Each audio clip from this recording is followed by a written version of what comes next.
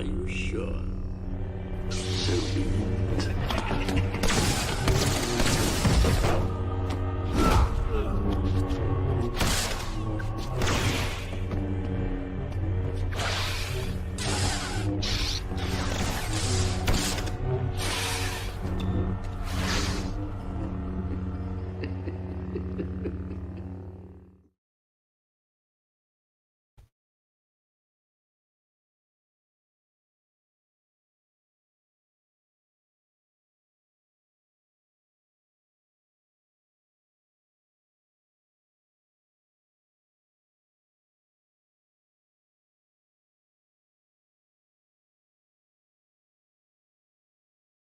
This is where the fun begins.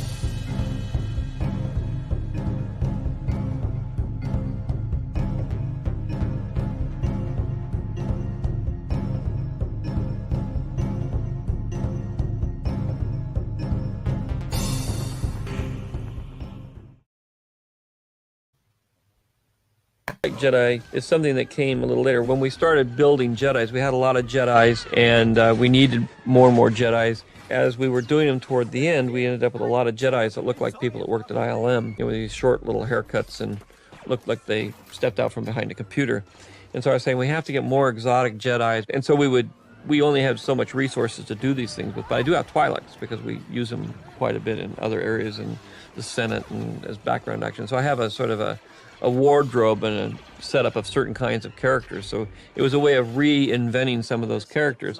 And I had realized that we had a comic book that has a Twi'lek in it that is a Jedi. There's a whole series actually of her. And I said, well, why don't we put her in this? I mean, she's a comic character, but we'll just fit her in and have her be a background character because that's exotic. That's how the Twi'lek Jedi ended up in the backgrounds of these shots, was to try to use some of the work and effort that the guys in the comic book world had put into things and characters they had created.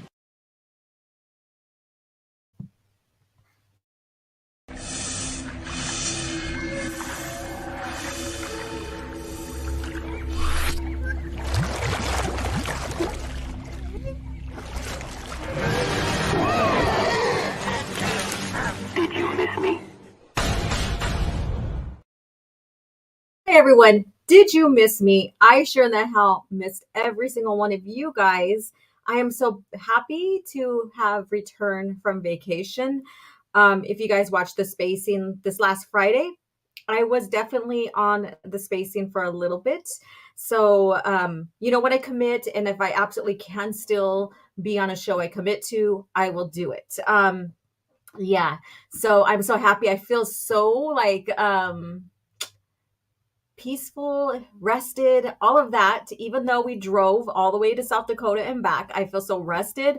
I feel so ready to get this channel going again. Like it slowed down because I've been so busy. And hello, everyone. So I came just chatty to you guys now. So I'm so happy to be back. No coffee from me, though. Why? I'm not giving up coffee. I have to fast for 6 hours before I go and do have a procedure done today. So I'm okay, but I'm just getting a checkup procedure done, and they want me to fast for 6 hours. And so my fasting began at 9 a.m. and my procedure's about 3. So no food, no coffee, nothing like that for 6 hours. So wish me luck. However, I did have coffee before then. So what a great way to introduce CAF Chat this morning to you guys, right? CAF Chat sans coffee. I'm sorry, but what are you guys drinking? What's in your mug? What is the beverage you are enjoying here today? And I'm, again, so happy to be here with you guys. We do have some great topics to talk about. We are going to talk about Twi'leks, geez, that thinking about George Lucas and his Twi'leks, but we are going to talk about Togrutas and go along their lore. I did a little presentation. You know me, I like to nerd out. And then cringe factor. Oh my God, you guys. There are 2 articles I am sharing for cringe factor. And one is what Rian Johnson has to say about Luke and how his mission of Luke was not carried on in the last installment of the Disney trilogy. So it is very interesting, not as cringy as the other one we're going to present. And it's about Luke, or Anakin Skywalker's lightsaber that Luke used, his father, the Skywalker lightsaber, in Empire Strikes Back, and how it is the reason in Disney Star Wars, it is the reason why he lost. So that's the one that you guys are going to get pissed off about. I know it. That's going to be the main cringe factor. And then whatever Star Wars lore we're going to discuss in between all of that, we will have that discussion. But however, if you are catching the replay, please, please, please like that, hit the like button, leave me a comment, let me know throughout the discussion that we're doing here, your insight, what you want to contribute to, and I will try to go back and comment on it later. So let's go ahead and see who's in the chat. Again, I came in very chatty. I'm so happy to be here with you guys. Okay. So, okay, why are you not clicking? It's like, there we go. Oh, hello. So Zork PL. So hopefully I got that right. And then let's see here, Christopher. Why is it's like it's the StreamYards is responding slow on my end when I click on the stuff. So sorry about that. Hello, Laura from Christopher Barker. How are you doing? And then again, come on, show up. There you go. It's like going slow. Why are you going slow? So as I am greeting everybody in the chat. Again, I came in very chatty. I'm sorry. I'm like, wow, here, we are here. I'm here. I'm happy to be back. But as I am reading through the chats, please hit the like button. All support, watching, subscribing, membership, liking, sharing helps the channel immensely. My channel is a single kind of topic, George Lucas era, which basically is single in that aspect, but broad in the lore. So because I mainly focus on George Lucas era of Star Wars, my platform grows a little slower, and that's okay. But everything counts. Everything counts. So please hit the like button, subscribe, share, all of that. I greatly appreciate it because you guys show up every single time to watch content, to interact with me in live streams. It keeps the channel going. You guys are the heart of the channel. I'm just the one that's giving you the information and giving you a platform so we can discuss Star Wars. So thank you guys. So Soul Assassin says, hey, everybody, please hit the like button, share the stream out. Yes, just like what I said in a very long version. Let's see here. Why is StreamYards doing this to me? I just want to click on the stuff. So StreamYards, thank you so much for freezing up on me. Hopefully I didn't freeze up on your guys' end. Let's see here. And Zagara is here. So howdy, Alora and chat. Let's see here. And then we have, oh, this one right here. I wanted to get to this one. I seen this here when I was playing this clip from George Lucas. Lucas had a thing about the Twi'leks or the Twi'leks. We all knew. Yes, he had it. That Twi'lek seemed to be his like thing, his favorite species, his favorite girls or whatever. They're I'm not gonna say, I am not gonna come into the type connotation of like, oh, they're over sexualized. They are not. That's just their species. That's how their species are. They're very confident in their bodies, all this other stuff.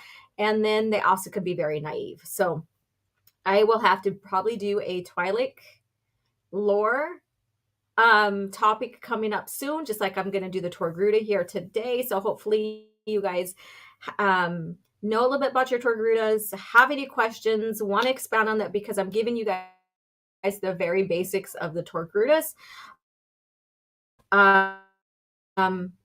So stay tuned. However, so sorry, so you guys were thinking, oh, I get to hear more about Ahsoka.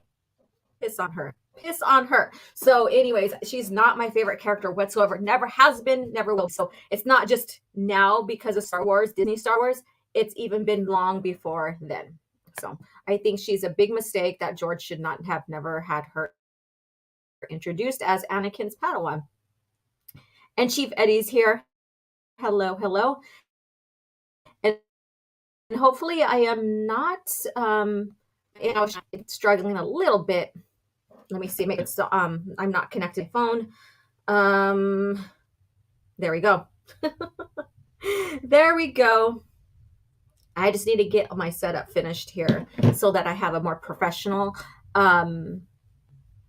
setup for you guys. And then holocron. There we go. Click, please. Click, please. Okay. Come on. This is frustrating. StreamYards, get with your shit. Get with your shit. It's not letting me click on it so I can see you, or so I can read your comments, or I can view your comments. There we go. So here we go. Holocron Library Fox. Hello. And thank you so much. And Ayla Secura is sure thick. Yeah, I think that she is a fan favorite.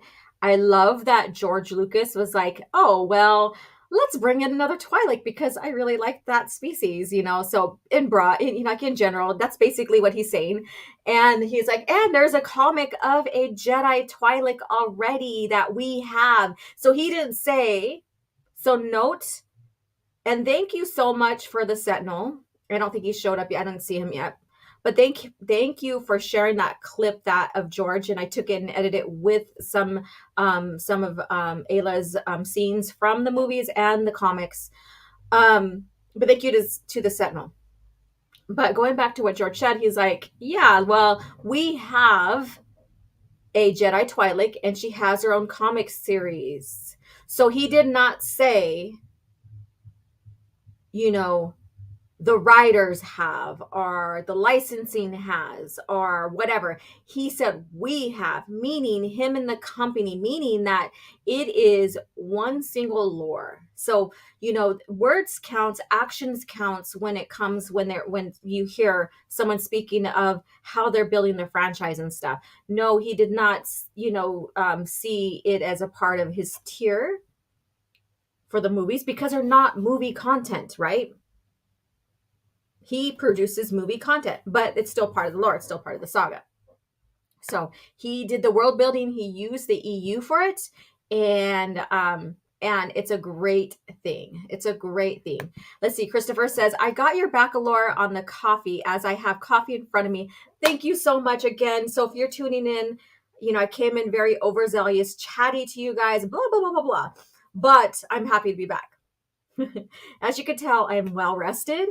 I feel at ease, and I'm like, let's get this channel going again. You know, I slowed down because I was very busy. I'm still kind of busy, but the announcement here, one of my announcement here is, now that I'm thinking about it, is every Monday, I was looking at my schedule. I'm the kind of person that has to look at the schedule, see what's going on in my life, and saying, okay, this is where I need to put time in for the channel content.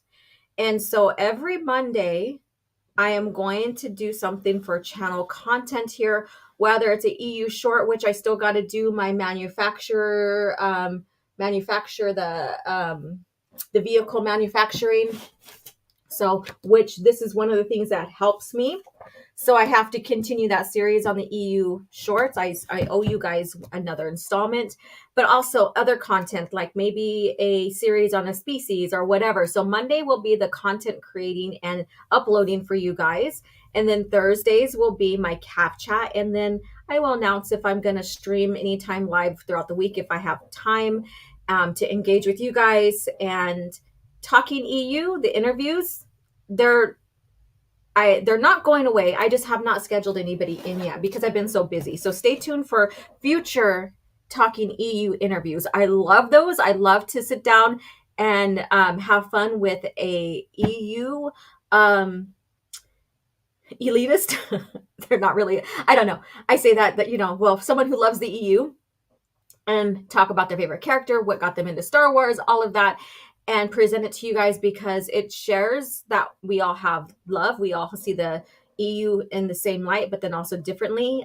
We have likes and dislikes that are similar and not. And so it just broadens and opens up the doors for other possibility of people coming in and wanting to enjoy the EU after feeling displaced from Disney Star Wars. Okay. I had OJ earlier. Okay, cool. I had a big breakfast. So I had a protein carb breakfast because I have to fast for 6 hours, and I had my cup of coffee, and it's over on my table over there. I'm done now. I can't have me pissed off. No, laugh at his idiocy. You damn right. Yeah, that's gonna be funny. That's all gonna be funny. With RJ. Let's see here. And Jason is here as well. Sorry, I didn't mean to unclick. Now it's responding better. So there's 15 beautiful souls here. You guys please hit the like button. Jason says, hail OG. Howdy, OG. Howdy to you. I'm using Tim's howdy now. Look at that.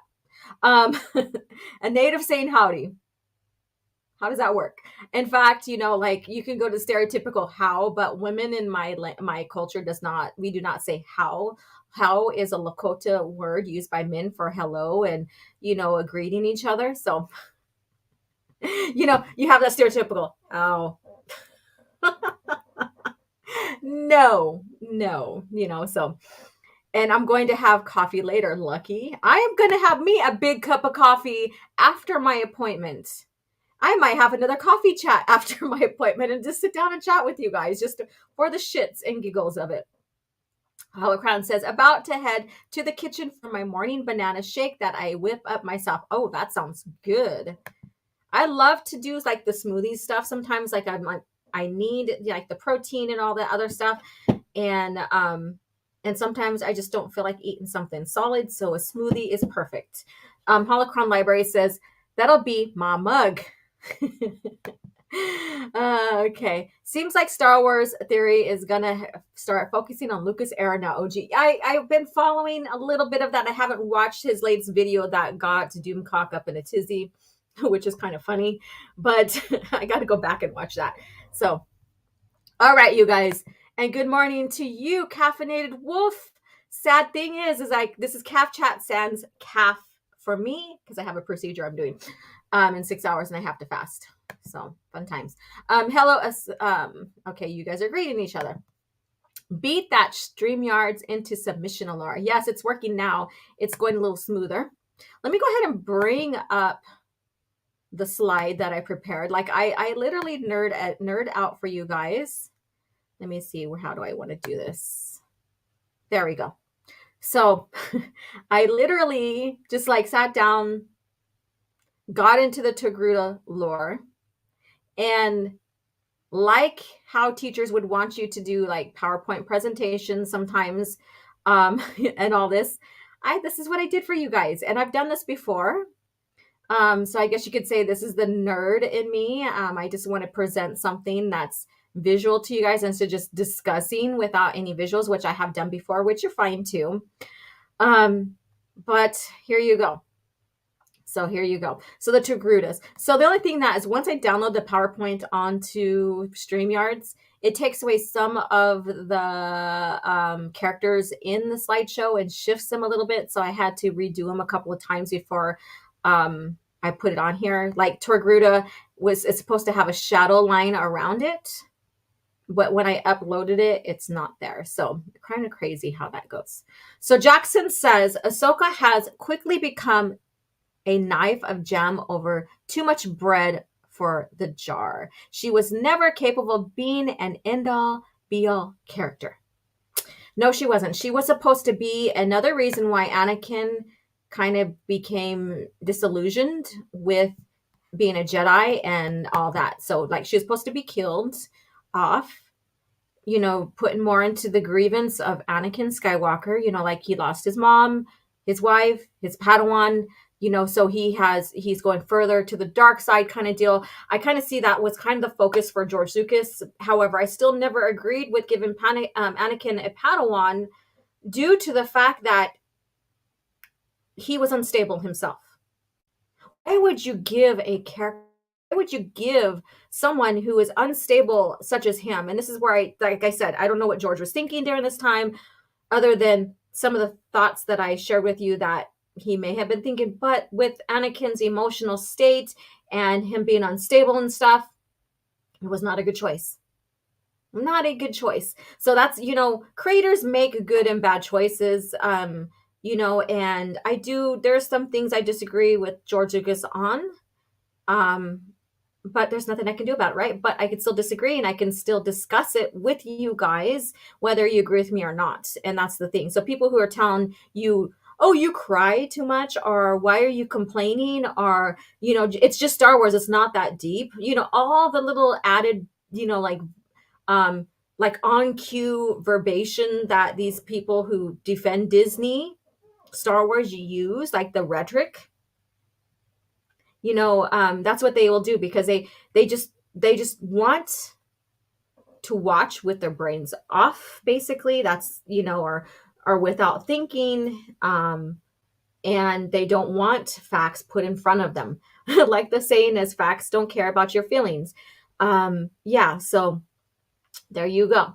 So that's my bid on George with Ahsoka and that whole development thing. Now with Filoni, he took that character that he built, that George approved of and stuff like that, and basically lied to George and kept her alive, didn't want her dead, basically. We all know that. We've seen the videos. I presented the videos. I think I have it on one of my my content here on the channel.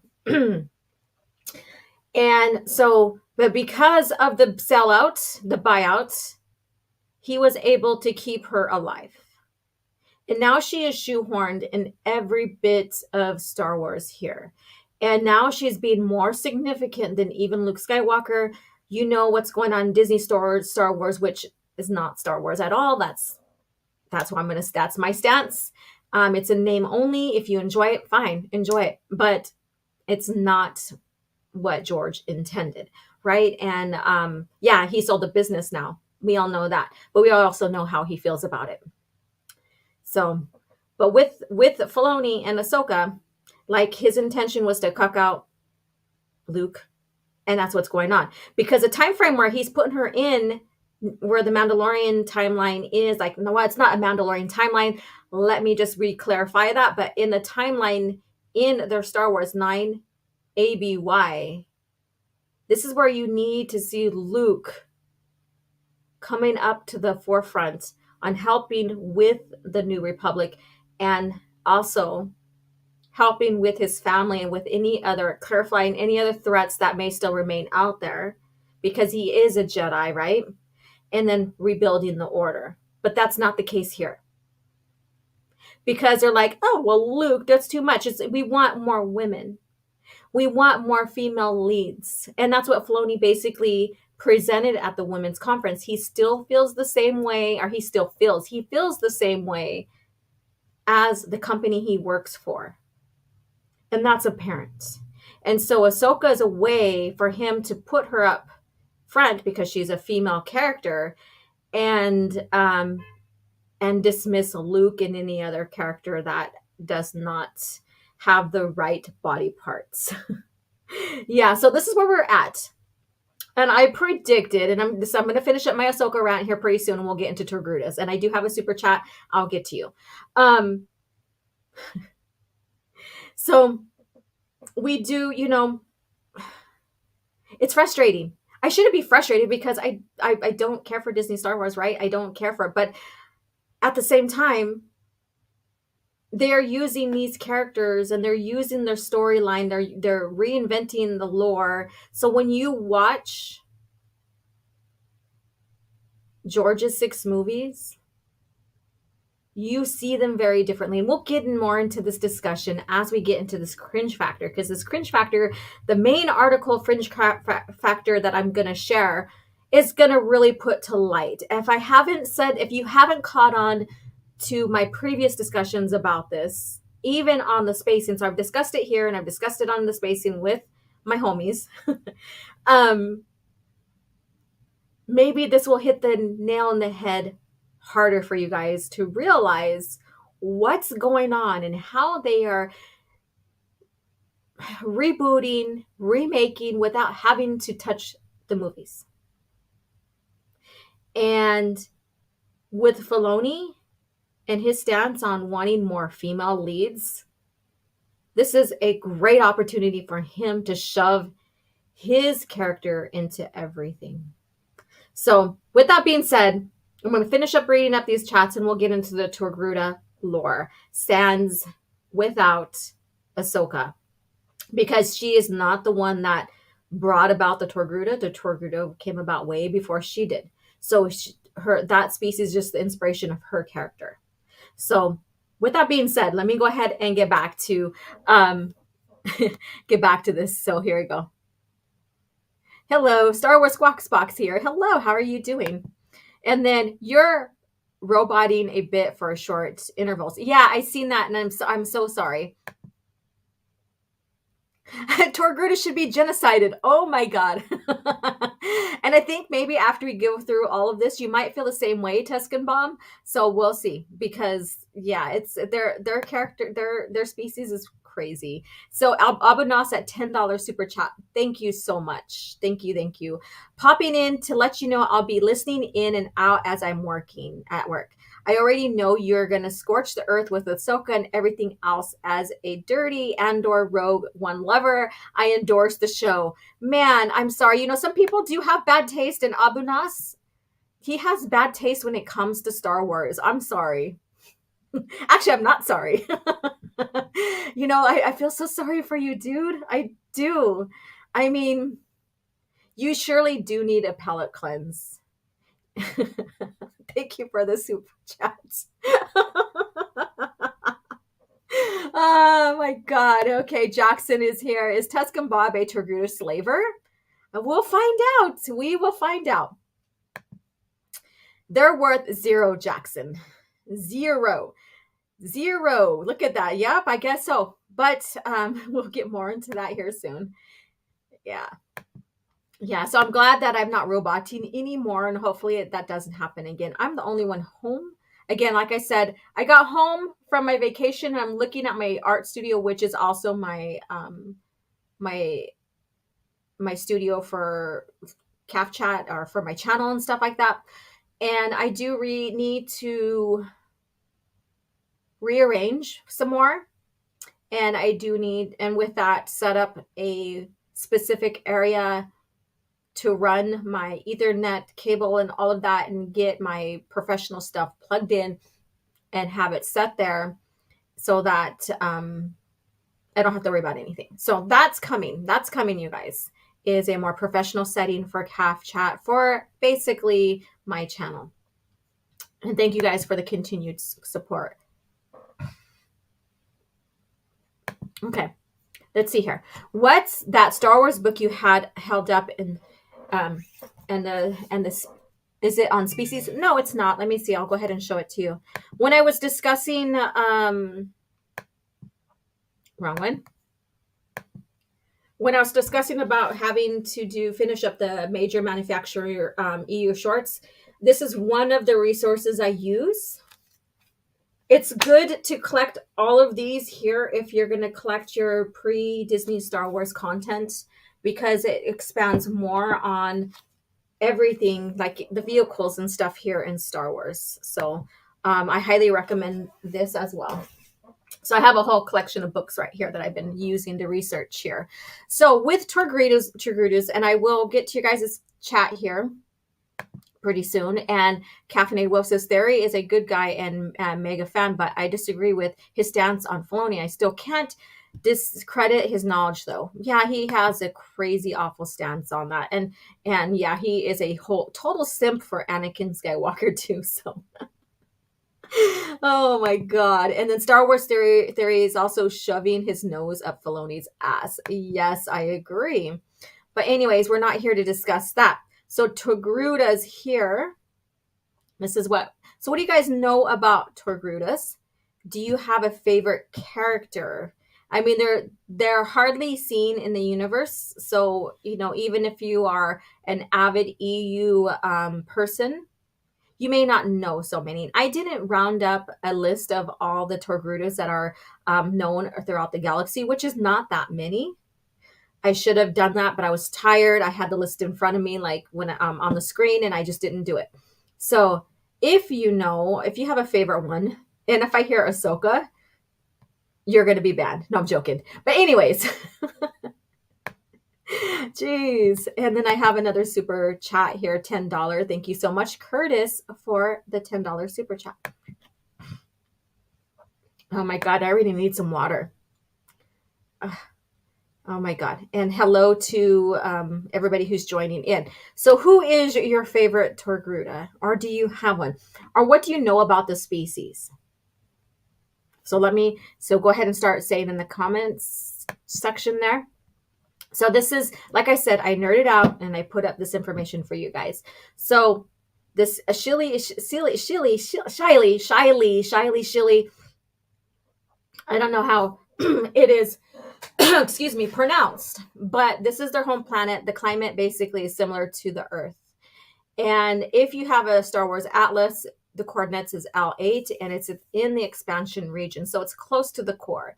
So the expansion region is outside of like the core, and I don't have the information from me, but it's within near the core. So, and it's where like society started expanding out a little bit more, expansion region. So that's where their location. This is what their planet looks like. Basically, it's basically similar to Earth. The Togrutas, we know, has the Mantrels horn-like shape and the Lacus, which goes down the side of there. So, which serves as a crucial function to sense or as an echolocator kind of thing, can detect movement from about 82 feet. And what's interesting is I expected them to be almost like brain tails a little bit, but they're not, which gives them a distinctive difference, obviously, even in appearance to Twi'leks. And going into my research, and I didn't put it here, but in the bio research of the species and within Star Wars, when they were first discovered, they thought they were kind of like, cousins to the Twi'leks, but they're not. They're not even closely related to them at all, even though they have some similar kind of, like Laku and stuff like that, but they're not brain tails like Twi'leks have. They are basically hollow from the side of the head up. So airheads, no, I'm joking. And the Laku mantras grow longer with age. And this is where I pointed out on Twitter that Ahsoka probably has stunted growth because her Laku, part of her her head appendages, I guess you can say, should be very long by now. When we see her, they should be very, very, not very, very long, but long, because they grow when they become of age. So once they are of age, they start growing longer. And, so there's that inconsistency with how Filoni's presenting her, which I am not surprised at all. But I will still point that out. If people say I'm nitpicking, I don't give a shit, because I'm looking at the species and the histories of the species, and I'm not going to use, it's live action, so it's easier for her to move around if they're shorter. That's bullshit, because if you can reface for Luke Skywalker and stuff, and then use CGI for like the characters like for the prequel trilogy when Revenge of the Sith, when Obi-Wan was riding that character lizard beast, I forget its name, I'm sorry. If you can CGI that and it looked consistent running around and stuff like that and movement and everything, then you can CGI the Mantrels, the Lacus longer. So that's not an excuse. The technology is there even way back when the PT was being created. So I am not going to use that as an excuse, or have someone throw that excuse at me. That's bullshit. But anyways, that's my rant on that. So, so their Mantrels, their horn-like things, help with echolocate, which they can sense movement. Very interesting. Do we see that with Ahsoka? No. It would be interesting. No. So, so there's a little bit of like information about what's the purpose of those. And the reason why they're striped, and I forgot to put on here, and their colorations and they're striped, is because of the grass of their planet. It is a survival kind of mechanism that their body adapted to with the planet. Let's see here. My favorite is Shakti, because, oh boy, her appearance in Force Unleashed. Okay, that's fair. Let's see here. And Sork says, I only know Shakti and Ahsoka. Okay, that's fair. Like I said, they are not predominantly in the galaxy. And I'll get more into why, and we'll discuss that a little bit more as we go on here. Christopher says, oh, that's interesting, Brandon. So let's see here. A dead one? Okay. Smash that like button, yes. And they don't wear shoes to be in touch with nature. Yes, and we'll get into that as well. So that's what we're going to get further into when we come into their lifestyle and stuff like that. Let's see here. They're hippies then. They are soft horns like Laku per se. Yes. So their texture is the same as Laku. They're not like soft, but they have structure and stuff. They're hollow on the sides and stuff. They help with movement, echolocating, or sensing. So kind of interesting how that works. Phantom Menace is underrated. I also love Battle of Geonosis. Yeah, so last night I watched what's it called? So Open Airlock Policy had a show last night, and they were discussing a little bit about Phantom Menace and being, like the number one favored one. So check that out. Let's see here. Battle of Coruscant is really awesome space battle. Yeah. They need hedge clippers. Just a man. Dink, dink. Yeah. Togruta are so cool and beautiful. It's so infuriating to see Disney make them look so ugly. And you know what? I didn't get much into any of the Disney content. Sorry about that. So, like I said, I'm not interested in Ahsoka as a child. And I'm not interested in all of that with the lore that they're trying to present. So that's not attractive to me at all. When you have these creators changing up what has already been established canon wise, you lose interest. And I'm sorry, if you agree with the direction Disney's going, think about how much they have destroyed. And do you agree with that? There has to be a breaking point, right? There has to be a line and standards to what you're looking for. It's not just, enjoy Star Wars, it's nonfiction, blah, blah, blah, blah. That bullshit rhetoric that those Disney shills like to come out and spew on you. You have to have standards. What are your standards with Star Wars? And I'll just leave it there. What are your standards with Star Wars? Are you willing to tolerate continuity and character destruction? It's like, I don't know. I just don't get it. What got me into Star Wars was the fact that continuity was the prime substance of the universe. Like, keeping the continuity, creating the history, and it was so fascinating. So what are your standards with Star Wars? And mind you, everybody here, it has we are, similar, like-minded. We're all not going to agree. And that's what makes, us unique. But what are your standards with Star Wars? Like, even those who are watching that are new to the channel are stepping through and maybe even hate watching on my channel. What are your standards with Star Wars? What are your standards? When is that line to cross where you say, okay, I'm staying with George Lucas era Star Wars? There has to be the standards. Are you, I don't know. Okay. So anyways, let's get back to this because I can go on forever. She took puberty blockers. Oh, Lord. Okay. Rebels aren't practical in live action. Again, if Shakti can have hers, if Obi-Wan Kenobi can be riding on this lizard thing that is CGI'd in, then you can CGI in the Lakus, the Mantrels, just like Ayla Secura in the PT, her Lakus are long. So that I'm not buying that. Yeah. But I'm not buying that. Brandon, I was looking, okay, that's to Brandon. All right. It's underrated. Attack of the Clones is also underrated. And let's see, Togrutas are the fugly results of Oompa Loompa fucking a toilet. Oh my god! Holy shit!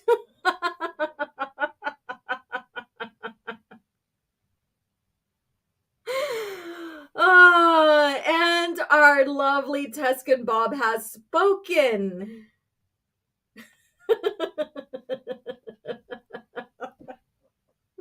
This is not going to leave my mind now. I've never thought about that until now.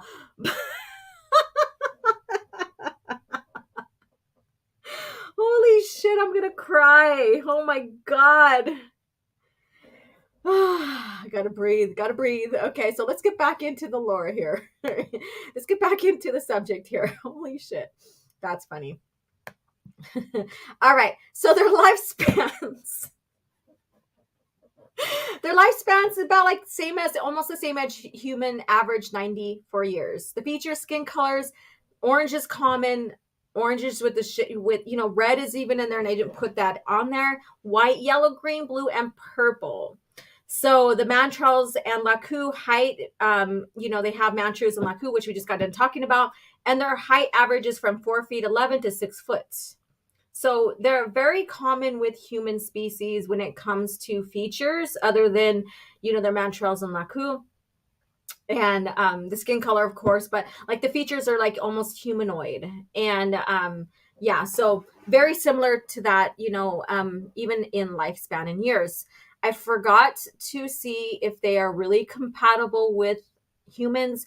I believe they are not. I believe that is a retcon that Filoni did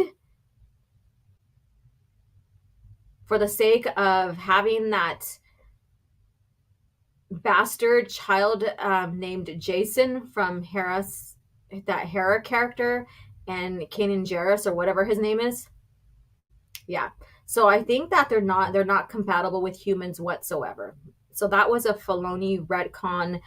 And just to say, we're honoring Jason's solo character, and so we're going to give him the name Jason because we're honoring that character. That's fucking bullshit. That's all I got to say about that. If you're going to fucking honor the characters, why did you toss the EU out? But I'm kind of glad now that that's not a part of the Disney lore, because they would probably fucked it up by now. We'd still be talking about like how much it's screwed up, but in a different way. So they are force sensitives, basically, in a sense. So their force sensitivity, Togrutas have less metachlorians. So they're not like rich in metachlorians where it makes them super powerful. Like as a force user, like have enough power, have enough ability, or whatever you want to say that metachlorians do for the force. But they do have a high population of force sensitive. So they're not very strong in the force because their metachlorians are average, I guess you could say. But there's more of them, and that's due to the connection to the life force and surroundings. So because they live in harmony with their environment and all this stuff, and they're more connected with the life force that binds the universe and stuff like that, there's more of them that are force sensitive. So if that makes sense to you. So, but when you look at Ahsoka, George kind of put her up on that pedestal to be greater and grander than even the Togruta species that she belongs to. And so the Oompa Loompa / Twi'lek species, this is a little bit more about them. Oh my God, I'm just looking at you guys' conversations and laughing about Tuscan Bob said. And this is that Ash character that got killed by Anakin, I guess you could say, one of them. So, and their lifestyle. So they live tribally, and they hate solitude. I was working on this so late and listening to this Open Airlock Policies channel live stream last night, and I forgot to correct that. So they live tribally and hate solitude. So like Shakti, I was looking into her history a little bit more. When they are away from their people, they do go into depression a lot. That's just what their species does, is about, is that they're communal species, they're tribal species, they rely on each other and stuff. So when they're in solitude or away and stuff like that, that can cause some mental distress, I guess you can say. um their family structure consisted of the extended families. So they basically had their family, and then next to them are living above them, or however they build their structures. They have their other family, like the aunt or their uncle and their family. So they're an extended family structure kind of deal. And and during the harvest and hunt, they share as a community, and so they share the hunt, they distribute the food, what have you, and they share communally as well. So they're very tribalistic, I guess you can say. They're very bonded with each other, and that's what makes them, a unique species, I guess you could say. I don't know. But don't give me, oh, they're just like Native Americans bullshit, because no, they're not. They're their own species. And this is how they live communally, tribally, I guess you can say, with extended families. They rely on each other. They share their harvest and hunting, all of that. Let's see here. Yes, average lifespan expectancy of humans worldwide 2020 is 72.9. So Togruta with an average is 94, almost 30% longer than humans. I'm talking about humans of the Star Wars galaxy, not humans of ours. But thank you for those facts, though. That's pretty interesting. So when I say humans, when it comes to Star Wars, I'm talking about human species in Star Wars. Not comparing it to our species. So, but that's interesting facts. Thank you for sharing. Let me see here. Most of the novels I have are paperback without the Legends label. That's cool. It's like when you're collecting, it's like you have to search and search for certain books to not have the Legends label and stuff. So I have 3 with that. Epic Collection, Old Republic, Volume 3, Darth Bane, Path of Destruction, and Lost Tribe of the Sith. Nice. And let's see here. It's infuriating how Disney steals the names of characters and book titles from the EU and thinks it is respectful. It's not. I agree. I will never understand how or why they think people will like that. It's all about nostalgia. It's about, oh, I remember how I felt when I read that book, or that's pretty cool. Oh yeah, they are honoring the EU kind of deal. People fall for that shit all the fucking time. It's not respectful. It's a slap in the face. It's like, oh, it's like, it's like that that commercial. I forget what commercial it is now. I don't hardly watch TV anymore. Where he has the fishing pole and he is like having the money there, and that person's trying to grab the money, and he's like, dangling in front of him. Every time he gets closer, he pulls it away. That's the same feeling that is, oh, look at, here you go, but no, here you go, but no, kind of deal. And people who are desperate to have any part of the classical original EU are falling for this shit. I don't get it. I don't get it. It's not respectful. It's not honoring. There's nothing nostalgic about reintroducing a name or even a character that's not even the same character anymore. Just a shell of the character. That's no. Anyways, I'm going to move on. I don't keep up with Disney stuff anymore. I'm getting to know EU after episode 6, and I write my own Star Wars story. Nice. That's what you need to do. Every communal species in fantasy alludes to Native Americans. How can people be this dumb? I know it's their own thing. Yeah, so like just recently, remember that when the Tusken Raiders were introduced in the book of Boba Fett, and how everybody's like, oh yeah, it's Native Americans, they're the Native Americans. I'm like, oh shit, here we go again. Yeah, and then people tell me, trying to correct me on my own culture and stuff too during that time. That was fucking Ridiculous. God, I'm full of cuss words. To see this, I'm not even in an hour of my fasting and I'm cussing, you guys. What the hell? But anyways, I'm blaming the fast. I'm just blaming the fasting. That last book I found was Black Fleet Crisis, Book 3, Tyrant's Test. Awesome. Holocron says, in Star Wars, slavery was very widespread, just like on Earth. I don't think that certain top-level technologies would offset this to a significant degree, and we've seen a lot or little to suspect otherwise. It doesn't matter if any type of like civilization, whether it's very technical or not, can have slavery. So yes, Star Wars even proves that. Let's see here. There's always a way to make someone do something against their will. Why can't they just have a stupid helmet rule? Oh, Lord. I wouldn't mind the vintage collection to Shadows of the Empire figures. You could find them, but I bet you they're going to be a pretty penny. Because a lot of the stuff now are collector items. I do go to an antique show or antique store that has a big collection of Star Wars stuff, and that is including pre-Lucas or pre-Disney Star Wars stuff. And some people do give up on Star Wars altogether, and so they resell their stuff. So take a look at unexpected stores like antique stores, and even secondhand stores, all of that for collecting, as well as online. But try to find those bargains. Try not to pay too much for the item if you can possibly avoid it. I have Bo-Katan figure unopened. If I were to take her out of the box, she'd be with the helmet on.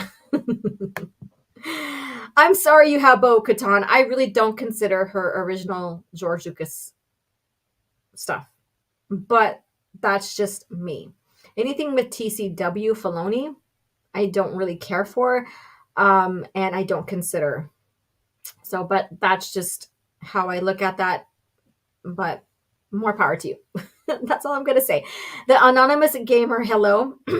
Most of the books I've collected are paperback. Only a few have Legends label, with a few rare hardcover books as well, like Shatterpoint, Courtship of Princess Leia, and Death Troopers. Awesome. So let's go ahead and get on with this so we can get into the cringe factors. Oh my God. So yes, you guys are going to really trip out. I did share on Twitter that tweet did go off on its own for a little bit. People were like, what the fuck is going on here? But anyways, let's get on with this. So continue with the lifestyle. Favored being barefooted.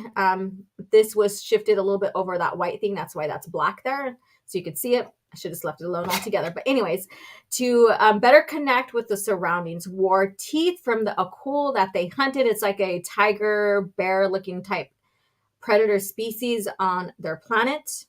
And they adorned the teeth as jewelry and stuff. So as you could see on some of the figures here, and also the skin as clothing. So you'll see furry skin type clothing. Sometimes you'll see them wearing some type of feathered stuff. So very tribalistic. They use basically a lot from their kill as well. And the one thing I forgot to put on here is that when they hunt, like if they hunt small prey, like birds and stuff, and they go to kill them, they have fangs. And this is what scares like everybody in the galaxy. Like they look at Togrutas as these venomous type species because they bite into the prey, and then once they bite into it to kill it, they still eat the prey while it's squirming and alive. So that's something more about them, and so they think that Togruta are venomous, that their fangs can, have a paralyzing type of venom or whatever. And And so that's just a little bit more about them. Would have been fun and interesting to see, like Shakti, or I'm gonna just say this, Ahsoka, kill a prey to eat. You know, when you get into the EU lore and you hear more about Saba 17, they do have her go on the hunt for food and stuff. There's instances where they give us insight on how she goes and finds her food and stuff like that, which I find very, very interesting. It makes the character and the species more real, I guess you can say. I don't know. But that would have been interesting to see. Now, I haven't got into, like I said, Kotor or any of that, you know, where they do have Togruta in that as well. I don't know if it shows them eating or hunting their prey in that. So those who play the game are into that, let me know. So that's a little bit more about the character or the species. Honestly, she was cheap, which is shocking considering vintage collections cost so damn much. Bo-Katan is cheap. Bo-Katan came with 3 sabers. Unless you're talking about something else that I didn't see.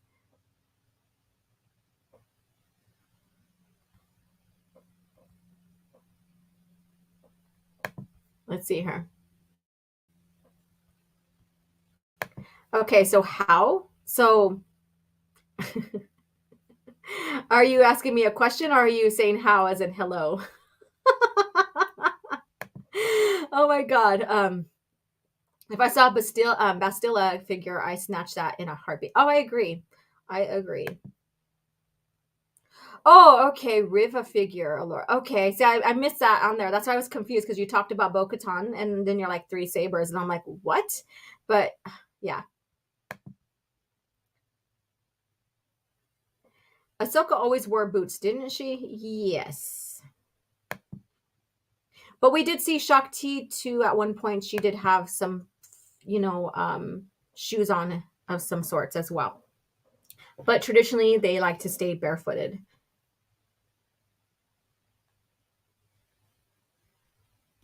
All right, so the galaxy. So Togrutas were discovered by the Republic about 25,000 BBY. So going back to their preference of their lifestyle, they preferred staying with their own kind. Like I said, they're tribalistic and not amongst the galaxy at large. So they're hardly amongst the galaxy at large. That's why you don't see a lot of them. The Twi'lek, on the other hand, you do see, but we know why.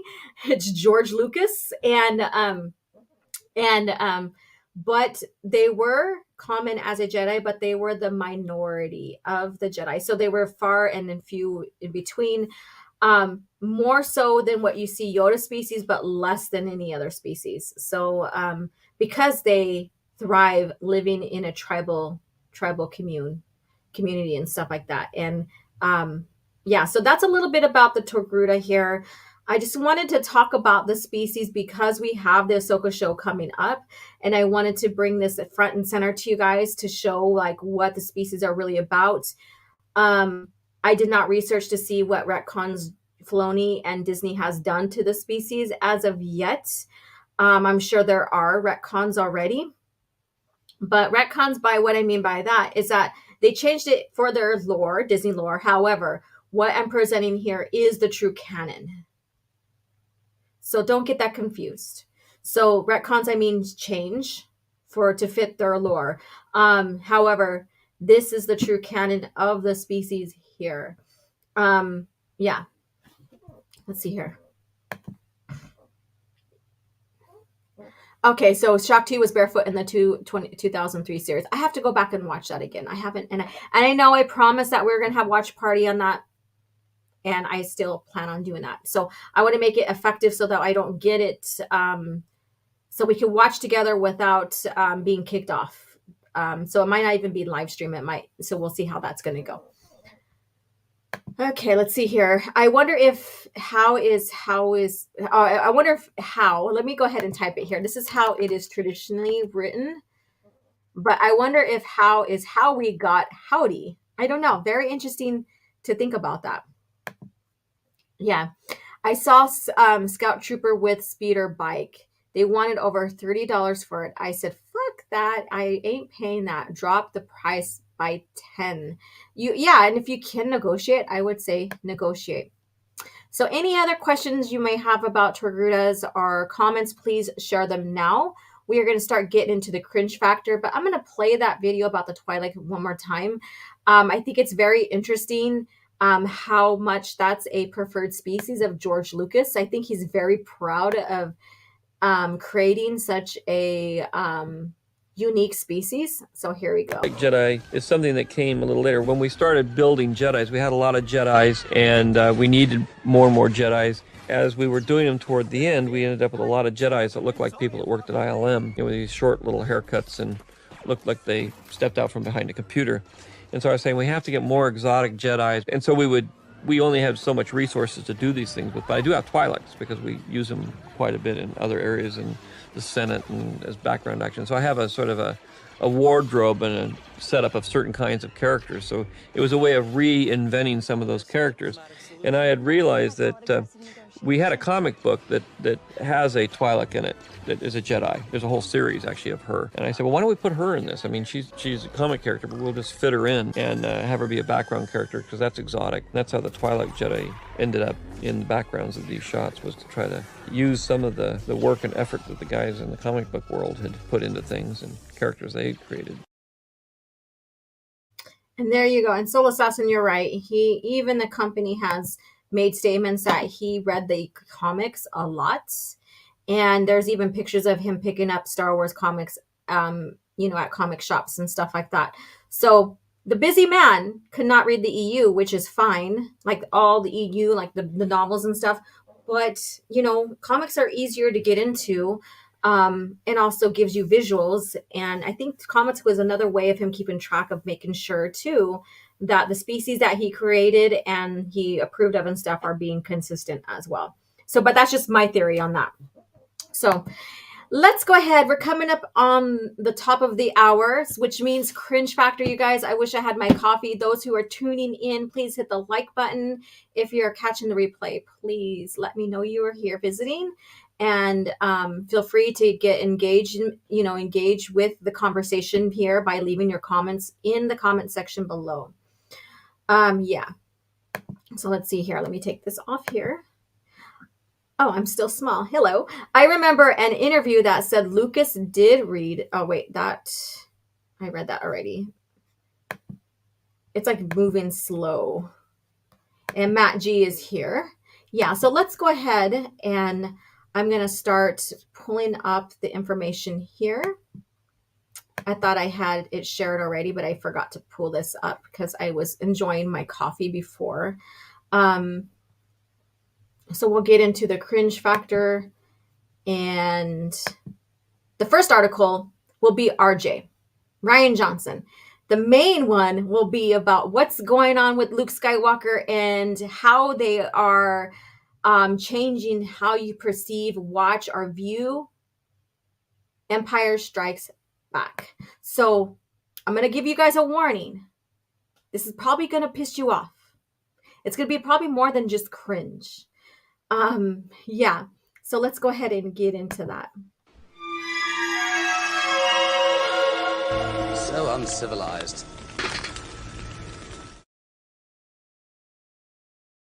Okay. So here we go. Let me go ahead. I was reading through this article here. Let me take this ad off here. I need to get an ad block for my my laptop here. But detailed Rian Johnson quote highlights how Rise of Skywalker betrayed his Luke Skywalker. So it betrayed his Luke, meaning Jake, his Luke. And yes, if you're coming in, please smash the like button. And let's see here. So with that, I probably know everybody what you guys feel about Luke and Rian Johnson's interpretation of Luke. It's something that really doesn't have to go, we don't have to go in details. I'm pretty sure we all feel similar. We might have a little bit of different aspects to what pissed us off about this huge, significant retcon of Luke or change of Luke going forward in Disney lore, which contradicts George's Luke. But what does he have to say here? So let's get into that. So I'm going to go ahead and put this full screen here, and we'll get into screw that guy. Yeah. So this is Cringe. The next one may be more than cringe. So this is by Corey Larson. Despite directing Star Wars: The Last Jedi, Rian Johnson has a great idea for why Luke exiled himself, yet forgot to mention it in the film. Imagine that. And I did share this on Twitter too. It didn't get as much of a response as the next one that we're going to talk about regarding the lightsaber or Kyber Crystal and Luke and Empire Strikes Back. But Rian Johnson really contradicts himself here. Yes. So let's get into this. So I'm not going to get into this introduction of who Rian Johnson is and what he did. So instead of explaining why, let me go ahead and zoom this in a little bit more. Instead of explaining why he left, so meaning Luke, The Last Jedi had a controversial sob story for Luke in the film. Luke cites his shame for having failed Ben Solo. So basically, we already kind of knew a little bit of that in Jedi Order for being one of the main reasons he abandoned helping his friends. So we already know that he ran away from his responsibilities. He ran away from all of that and left the galaxy in turmoil. This is Disney Star Wars, you guys. The story works wonders for explaining why Kylo Ren is the way that he is, blah, blah, blah, blah. So Luke also whines about his hubris of the Jedi from the prequels as another reason for why he left, despite having little to known connection to them. However, Rian Johnson seems to have a different idea of why Luke abandoned the galaxy. So let's get into that. Luke never presents noble reasons for being in exile. This was a never noble thing. So, in the director and the Jedi commentary, Rian Johnson explains if he, which means Luke, brings the Jedi back into this, then the Sith are going to rise up again. So, again, he explains if Luke comes back as a Jedi, then it gives the Sith a reason to rise up again. Imagine that. So, if that was a concern, do you think that then Obi-Wan and Yoda would not have trained him? So saying, oh, once the Jedi is gone, we're in exile, then the Sith will not, then Palpatine's going to go away. Because if that's the fact, and this is where you see Rian Johnson knows no shit about Star Wars whatsoever. So, with this logic, Yoda and Obi-Wan hiding and not doing Jedi things and all that, then should Palpatine have just gone away? Oh, the Jedi's no longer here. Okay, I'm done.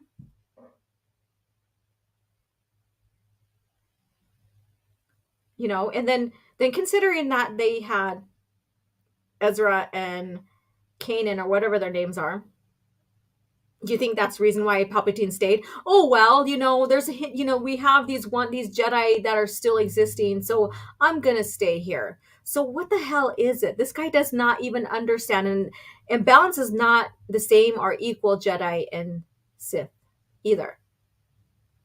That's not the balance.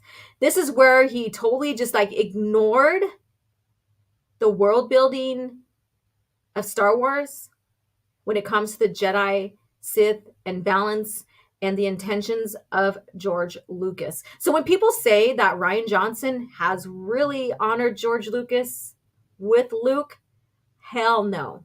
Because if he did, he would understand what balance is. This is sharing that he does not understand what balance is. Balance is the light side. Like, you know, light side is the hardest thing to maintain. It's a morality that, you know, that it's hard to maintain. You have to stay true to your moralities and you're going to screw up sometimes. That happens. But imbalance is going to the dark side, going into greed, pride, all of that. That's imbalance. Imbalance, dark side is easy. Staying in the balance is hard. See the points that where George was getting with what balance is and how Jedi are there help to maintain it. Or I wouldn't say they're the morality police either, because Jedi aren't perfect either. We know that. So let's go ahead and get further with this. Luke's story almost was very different, with him essentially doing what he failed to do in The Empire Strikes Back. According to Johnson, in the director of the Jedi, Luke believes that Jedi need to die so that the light can rise from a new source that can maybe work better. So this is I'm just reading these 2 paragraphs, and then we're going to move on to the other article. But I am going to expand more on my thoughts on this. He feels like he needed to shut himself up. He needed to shut himself up or off. Because if he jumped back into the fight, he would deny a new light of the a new light the chance to shine. He gave up being the hero because he believes the same villain, the Sith, will always come back with him. So he wanted a new type of light side organization, person, whatever, to rise. He wanted the Jedi to die because a Jedi being present means Sith will be present. But if he allowed, this is Rian Johnson's thinking, if he allowed a new light organization, or whatever you want to call it, to rise, then the Sith wouldn't come up because they wouldn't recognize that. However, here's the contradiction. He didn't want the Jedi to exist, so the Sith will go away. But then he tells Kylo during the fight on that salt planet Crate, I think it's called, I am not the last Jedi. Meaning Rey is the Jedi. So this is where the contradiction is. So what is it, Rian Johnson? Is this just your hubris of saying Luke is not worthy to be Jedi anymore, that we need to install Rey, the female Jedi, where she's going to create the new Jedi Order? All of this? Who is a motherfucking Sith, or from a Sith family, I guess you can say. And she is not a new light side entity. She's still a Jedi. See the contradictions in this? So let me see what you guys have to say. Let's see here. Let me make way for Wonder Rey, the bestest ever. Yep. Spoilers, he jumped back into the fight at the end of the movie, right? Yes, they really have it for Luke. So see the contradictions here? He's like, Luke is going away because he doesn't want the Jedi to exist anymore, so the Sith will go away. And he's pissed. And so the main thing is, I'm not going to read the rest of the article, but he's pissed because JJ brought back the Sith and totally broke that narrative that he was creating. See where there was no planning in this? This is evidence again that there was no planning in this trilogy. And people who say George didn't have planning, he didn't plan, he planned. It just evolved from the original plans of his notes and his ideas when it came to, Anakin and Vader and the story and the universe in general, the galaxy in general. It evolved. It evolved from the information he wrote, his little story notes that he wrote. It evolved from that. There was no planning here whatsoever. Because if there was, then JJ and RJ would be on the same plane when it came to RJ's, plot for Luke on wanting the Jedi to end. This is Disney Star Wars for you guys. This is why this version of Luke contradicts what George was setting up. George's intention was not for the Jedi to end. It was for Luke to pick up and create the order that was more structurally sound, what have you. Whether along the way he fails or not, that's just life, basically, I guess you could say, like life in general. You're going to fail and have to pick pieces up and repair and all this other stuff as you're building something new, you know, and all that stuff. This right here is not in tandem with what George expected. And I can understand now more why he said that this isn't his Star Wars when he was being interviewed at that Harlem elementary or junior high school during the closures. So here you go. So Rian Johnson, basically, more proof he does not understand Star Wars, Luke as a character, you know, basically what the light side versus dark side is, are Jedi, Sith, all of that. So this is cringe, more of a laughing type of cringe. Like, yeah, we kind of knew this, but he is also incriminating himself even more of like what he knows and stuff like that. Incriminating. So Holocron says, I wouldn't take anything RJ says to face value. I'm not. We are laughing at this. This is just proof of how less he understands Star Wars in general. He's a liar, a deceiver. He will tell you anything. He's not interested in the truth. He's interested in controlling reactions to what is said. He likes to be that divisive. That's something that maybe he spoke true about, is being divisive. If he's not interested in arguing at the moment, he might tell a nice tale of how he planned all this when really wanted to piss people off. Let's see here.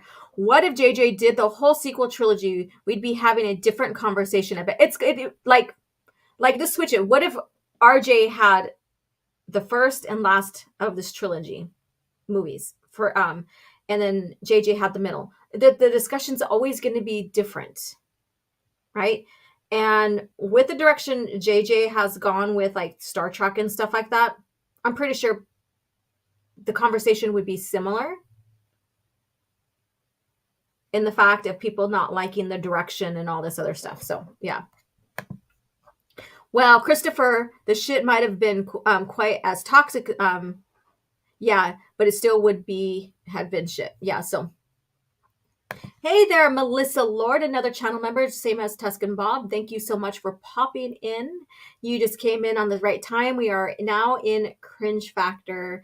So the first article, which is just uncovering the bullshit of Rian Johnson and how he doesn't understand Star Wars, which we already know, but this is also further incriminating towards him. Let's see here. And maybe Brad, okay, that's a conversation. So there we go. So he's mad that JJ Abrams didn't stick with his direction, I guess you can say, of where he wanted to take Luke, because he brought Palpatine back. But then also this shows that he doesn't understand what balance in the Force is. Balance is that when Luke redeemed his father, and his father basically stepped away as being a Sith, so destroying Vader, I guess you could say, and then Palpatine, or Sidious, or whatever, the Emperor, that he restored balance.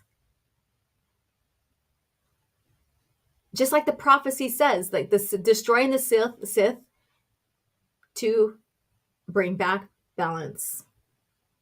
You know, and did Rian Johnson, even watch episodes 1 through 6? Did he not even study George Lucas's approach to this mythological sci-fi? Probably not. He wanted to create something in his own vision. And we're seeing that. That was even with Andor, with Gilroy. Andor is not a Star Wars show. It's sci-fi at best. Because he didn't want to adhere to continuity.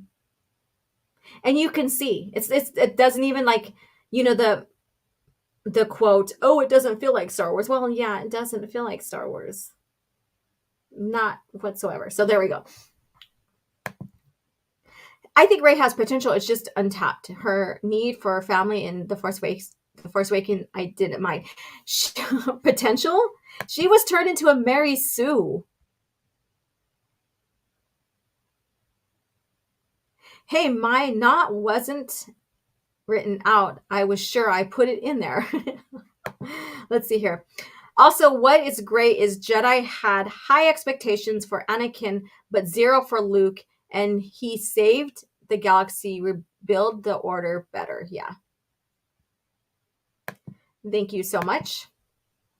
Somehow Palpatine returned, laugh out loud, and somehow Rey Palpatine will return. So double. Oh my God. Rey discovering she's force sensitive could have been better, I'll admit. Somehow I will hate all new Disney stuff.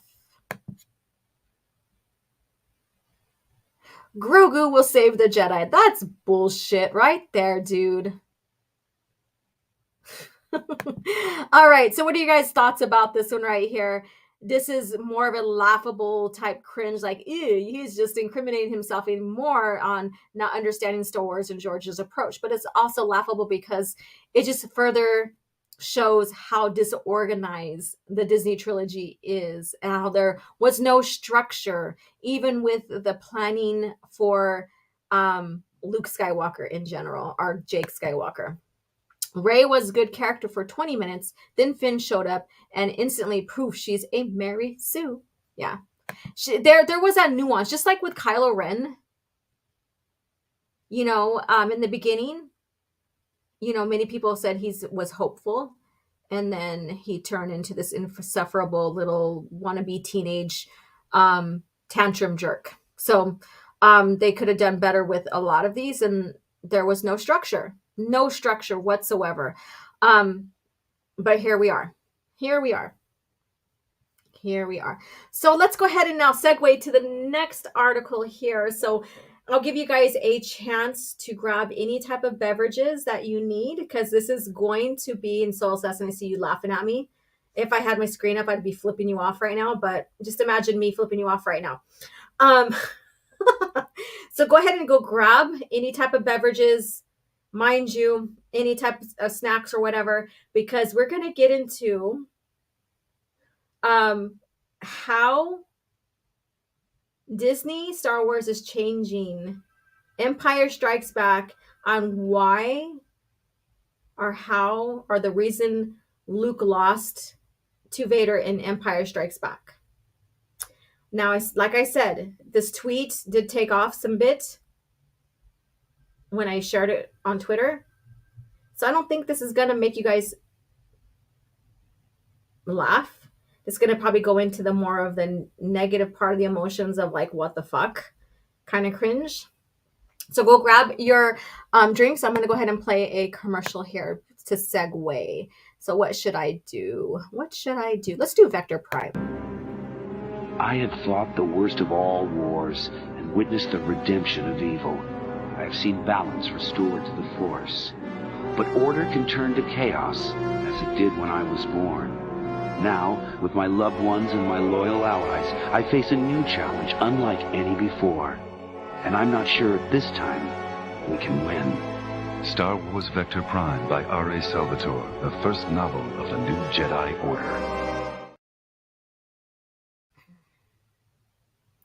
And here we go. So he didn't show up. Okay, let me see. I thought I was able to switch over to, let me reset that. I thought I was being smooth. I was like, yeah, I can just click on the tab button and it's going to change. No, it didn't change. Wah, wah, wah. Okay, here we go. There we go. We're now on the right article. So like I said, if you need something to drink and stuff, go get it. Go refill. Get yourself comfortable. And I want you guys to comment. I want to hear what you guys have to say. A lot of people did respond to my tweet. You know, people were like, what the hell? That you know, in general, that's the kind of response. But again, this is Disney Star Wars. Again, they don't have to remake the movies to change fans' perspectives of what's going on in the movies. So let me see if I could take this dude off here. I can't see the X mark. So there we go. Luke's blue lightsaber could never beat Darth Vader. Star Wars confirms. So the blue lightsaber that Anakin built, that Obi-Wan passed on to Luke, that he uses in Empire Strikes Back before he loses it and he loses his hand could never beat Vader. Disney Star Wars confirms this, and this is by Stephen Blackburn. So Star Wars comic number 35. This is Disney Star Wars, mind you. Luke Skywalker learns how a Force user must obtain their lightsaber in order to wield the ancient weapon to its fullest potential. So this is going to give you guys an insight on what these, like the direction, the lightsabers, and how the users construct them and they bond to them and all this other stuff, and the reason why Luke lost. So here we go. So get comfortable. Just get comfortable. We're going to do this. Luke Skywalker has learned critical information, and this is Disney. Okay, so Disney. So Jake Skywalker. So I need to clarify. Critical information about lightsabers that implies he lost against Darth Vader on Cloud City because of his blue lightsaber. Again, he learns critical information that implies why he lost against Darth Vader on Cloud City. And it's because of the blue lightsaber. Now, the color does not have anything to do why he lost. What they mean by blue lightsaber is the Skywalker lightsaber, I guess you could say. So this is how. An expert in Kyber crystals named Dr. Kuwata informs Luke about what a true connection with a lightsaber should feel like. How in the hell would this person know what a true connection with a lightsaber should feel like when they haven't even experienced it and not even a Jedi? Why doesn't Yoda in this Disney lore, why doesn't Yoda or Obi-Wan tell Luke this? He should have known this in training with Obi-Wan when he is on the Falcon, learning how to deflect blaster bolts through training. Or before he goes and meets Vader on Cloud City with Yoda. Not this Dr. Kuwata who has nothing to do with what a Jedi is or how they should feel or experience when they build their lightsaber, because he has no experience himself.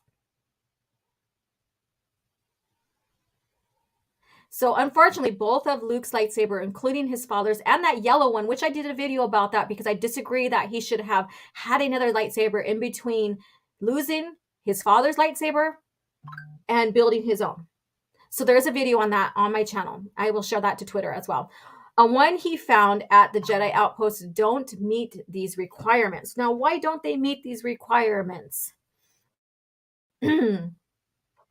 Luke specifically discovers that a lightsaber and a wielder must both choose each other in order to experience the full extent of one's connection to the energy blade in Star Wars comic number 35 by the writer Charles Soule. Dr. Kuwata describes the connection as though the blade is moving on its own without the wielder having to think about it. What? So why don't you just send the blade to go fight?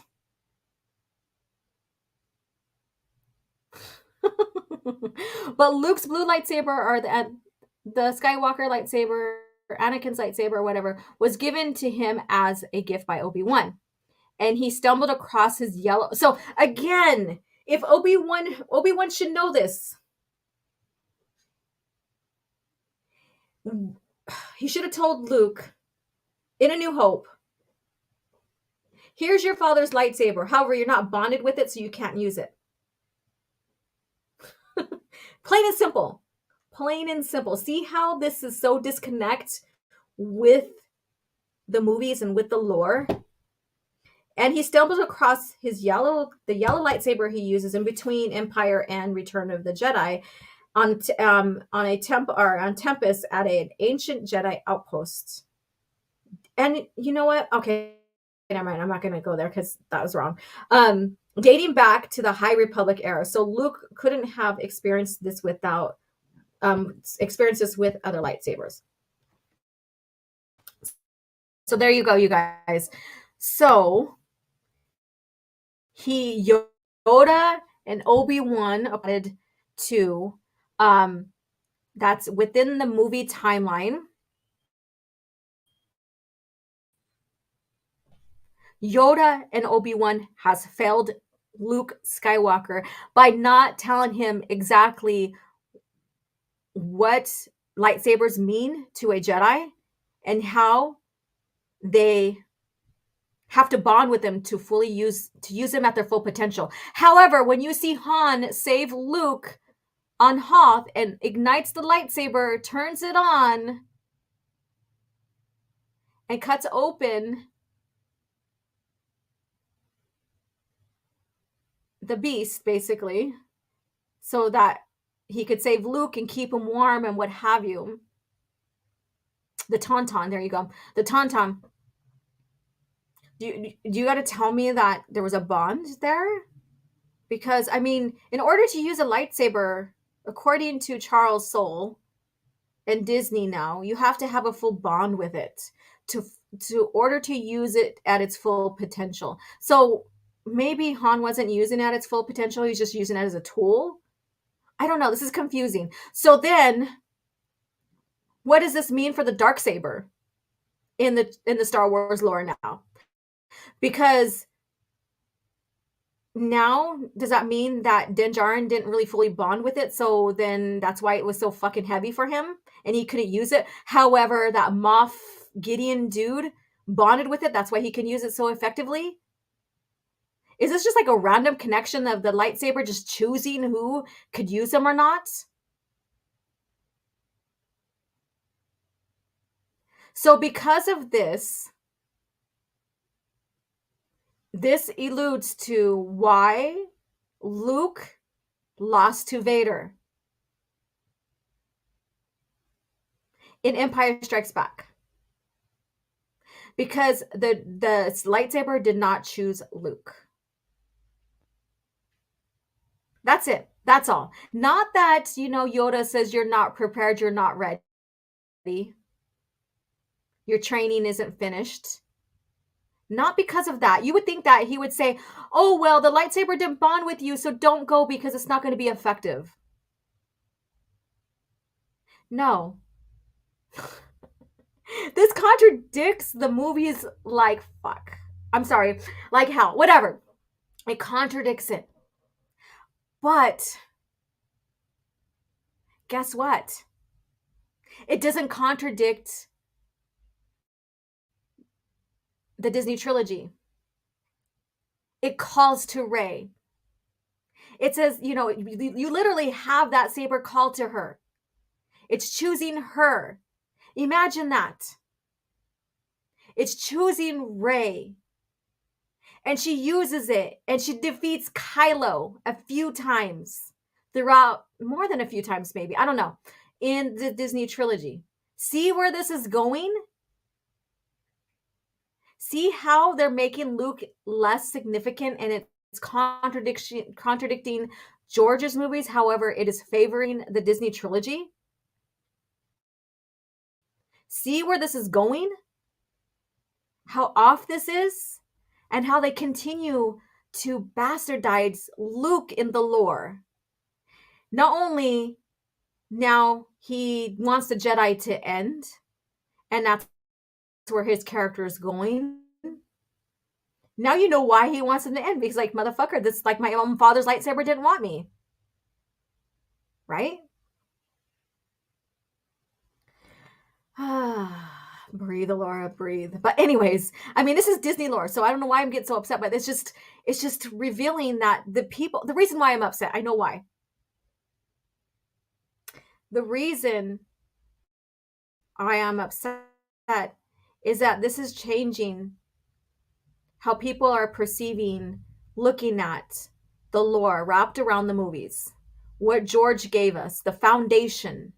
The foundation, the heart of Star Wars is the movies, right? Because everything else expands from it. So they don't have to go and remake the movies visually. They're just remaking them through the EU. And this is it right here. The lightsaber rejects Luke. That's why he was defeated by Vader. That's why his arm was cut off. Not because he wasn't prepared to face Vader, like he didn't finish training.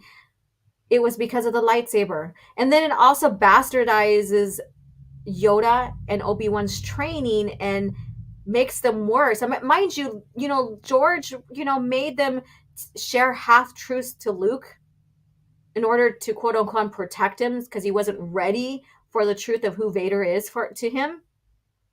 This makes it a lot worse. Not only were they like not telling full truths about who Vader is, but they fucking lied to him about the lightsaber. They held that truth away from him. And then in the movies, they don't speak of it whatsoever. See why I'm so disgusted with this direction that this lore, Disney lore, is taking? Because it is deconstructing, retconning, I guess you can say, are having the fans who are reading this content here look at the movies, changing perspectives, change the lore through the perspective of the fan. And now you have the saber, I choose you type thing with Rey. Because she's more worthy. And this goes back to the fact that, they want, like Disney wants, and this is not just with Star Wars, but Disney wants to give more female leads in their franchises. Right now, Star Wars is like one of the main focus, but it's apparent throughout all their other franchises, and it's apparent throughout Hollywood. But this is another way of making her more significant over Luke. And mind you, Filoni is right up there with him because he's the one that, gave ideas to cuck Luke anyways for the Disney trilogy. And then his actions are showing that he is continuing that by excluding Luke in these pivotal moments in Star Wars where he should be front and center, helping the New Republic, helping defeat these new threats and stuff, right? So don't be fooled. Filoni's not the savior. Disney's not changing directions. They're not retconning or erasing or trashing or throwing away the Disney trilogy or the sequel trilogy. They are still connecting to it. And that connection is going to be seen in Ahsoka as well. When you watch the trailer for Ahsoka as well, you will see the majority of the characters are female in that. But if you don't like it and you share that on social media, people are going to start calling you isophobes and stuff like that because, oh, well, you just don't like it because of the female characters. So this is the same wash, rinse, repeat scenario that happens throughout every show that's coming out, every piece of material that's coming out with Lucasfilm. Same thing, same rhetoric, time and time again. Time and time again. And it's the same thing that we're seeing with Luke being less insignificant or, insignificant more and more. So there you go. So I don't think I'm going to read the rest of this article because I covered everything that this article was talking about. But he was basically, this right here basically shares how much they're changing the direction of the movies with the content that they're giving out in their franchise, in the Star Wars franchise under Disney. And yes, I agree. It is bastardizing Jedi weapons more and more. But it also now, with that the Jedi weapon is now what Obi-Wan called an elegant weapon. And let me go ahead and play this clip here. An elegant weapon for a more civilized age.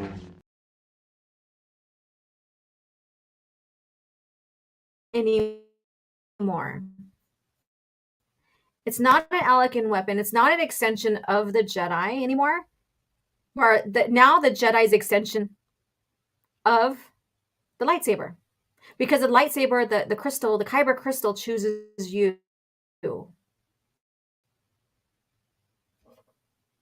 You know, when you see the construction of lightsaber, they use the Force to construct it, mind you, and then you get familiar with the structure of your lightsaber, how you create it, the crystal, all of that. And the crystal enhances the abilities of the Jedi. Now it is the Jedi, the crystal now chooses the Jedi, and it's more of a sentient being. So there's a huge difference right there. Huge difference right there. And even with Kennedy leaving, if she ever will, eventually she will. Eventually these rumor mongers will be right because she will leave, and it's going to be on her own regards. So they'll eventually be right that she leaves, right? And whatever.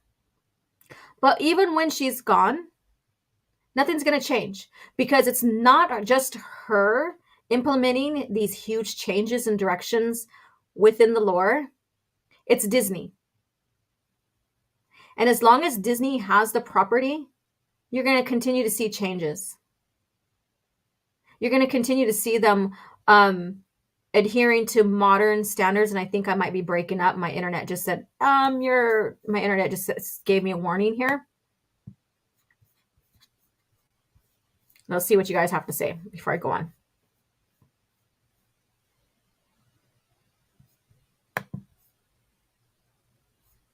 Okay. You guys are discussing there. I'm going to try to scroll up to when you guys started talking about this, and I want to address all what you guys have to say. This is where the cringe begins. There we go. And I have Vector Prime setting in my bookshelf right now. Yes, it's a great, and that voice is actually Mark Hamill, voicing Luke there in that commercial. Did you get my email with Dark Forces link? I have to check it. I haven't checked my email. I've been on vacation. I will reply back to you. I'm pretty sure it's there. Let's see here. Good morning, everyone. What did I miss?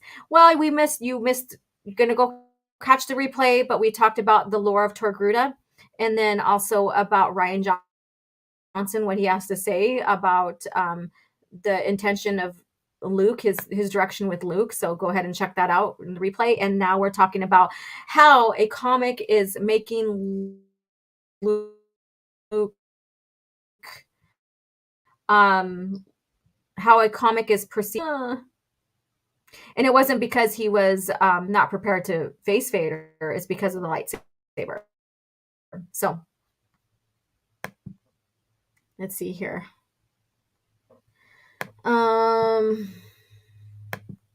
Mr. Dystopian, have you seen the 6 Black Series Starkiller figure, or 6-inch? Yes, I did. I was gonna talk about it, but I decided not to. So let's see here. So that's Galen Merrick, Starkiller from Force Unleashed. Soul Assassin got it. Let me see here. Hopefully I'm not. Connection is unstable. You're on Wi-Fi. Try plugging in your router, moving closer to the, yeah. So I hate this. I have to reset everything up in this studio. I'm sorry if I'm breaking up and I sound like a robot. In spite of the craziness, Luke had a fully fulfilling life with his family and friends. I agree. Let's see here. I'm scrolling down. I want to, engage with you guys on this conversation before we start closing out. 2 hours in my fast. Remember not to grab anything. Christopher says, so wait, are lightsabers functioning like wands in Harry Potter now? The lightsaber chooses the Force user, Mr. Skywalker. Yes, that's apparently what it looks like now. It chooses them. They don't choose the crystal, and it bonds with them. So let's see here. And if it doesn't like them, then it's not going to be, they're not going to be effective and be able to fight as well. Yeah, probably. They aren't wands from Harry Potter, damn it. Exactly. Let's see here. The logic being used is art. It's showing. Let me go ahead and share the comic here. So here is the comic here.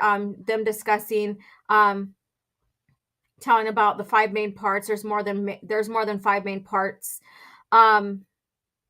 Let's see here. And the crystal, the key is it focuses not just the energy from the power cell, but also the force itself. If you get a good connection between crystal and the wielder, it should almost feel like the saber is moving by itself. You don't even have to think about it, or that's what they say. So this person is like speculating, and Luke is believing him, I guess. I don't know. And that's what they say. I'm no Jedi or Sith either. I wouldn't know. Do you ever feel anything like that, Luke? Since Luke has only fought Vader using the blue blade, the blue lightsaber that he didn't choose and lost, it's easy to assume that his loss can be attributed to the blade since he didn't have a full connection with it. So in order to wield the lightsaber, you have to have a full connection to use it. That's total bullshit. But is Dr. Kuwata even correct? He isn't even a Jedi. That's what I question, blah, blah, blah. The young Skywalker can confirm that the yellow blade indeed feels different from the blue lightsaber.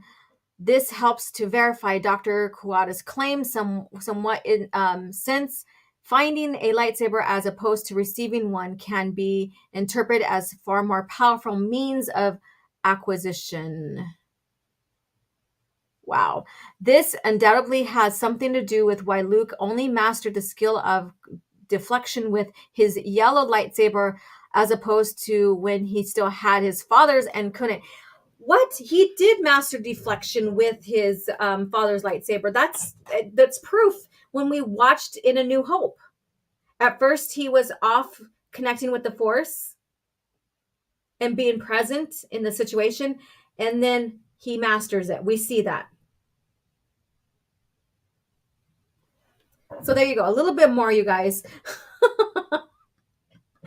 It is also noteworthy that Luke turns a clear raw kyber crystal that's never been incorporated into a lightsaber before green by connecting with it. Oh, that's right. I forgot about this part. So this is kind of where he gets his green lightsaber, I guess you could say. It's likely that Luke will use this kyber crystal to build the green lightsaber that he wields in the Return of the Jedi to defeat Darth Vader on the second Death Star. Although never directly stated what choosing a lightsaber actually involves, it's plausible that a person who wields a lightsaber containing a kyber crystal they connected with and shifted the color of is akin to both the lightsaber and the wielder choosing each other.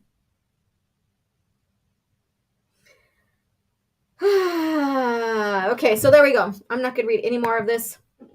I prefer Shadows of the Empire storyline and even the Obi-Wan Kenobi book that basically is Obi-Wan's journal that he leaves Luke. I prefer the green saber being synthetic because the Empire has completely done away with crystal sources, I guess you can say, for lightsabers and stuff like that. So that, and where Luke lived and where he was in the galaxy and stuff, finding a crystal was very difficult. So I prefer Shadows of the Empire over what Disney's doing here, because Shadow of the Empire basically is in continuity and does not hurt the story or even leave questions to the story of the original trilogy. So let's see here. A lightsaber isn't alive. What the heck is this BS? And wouldn't Luke have bond with his father's lightsaber? You would think that they would teach him how to bond with a lightsaber being passed down, right? Being passed down. So when you watch the PT and you see Yoda training the younglings with the lightsabers there, those practice ones, which means that they're not their lightsabers in general.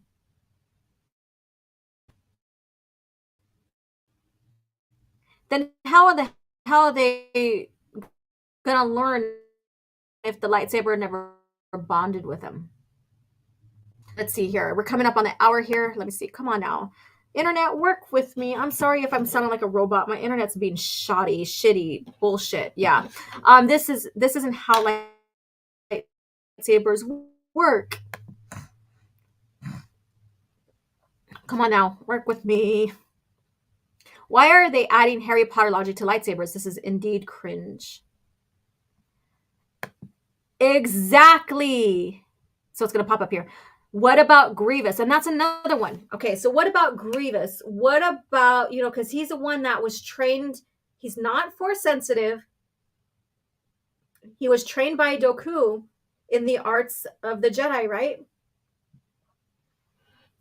So what about him? What about Grievous and wielding all his lightsabers effectively against Obi-Wan Kenobi and other people, other Jedi, defeating them and taking their lightsabers?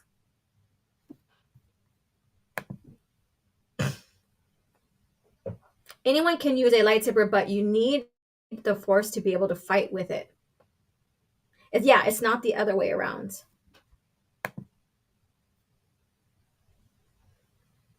He wasn't a woman in black. First the Kyber crystals, and now this. What the fuck?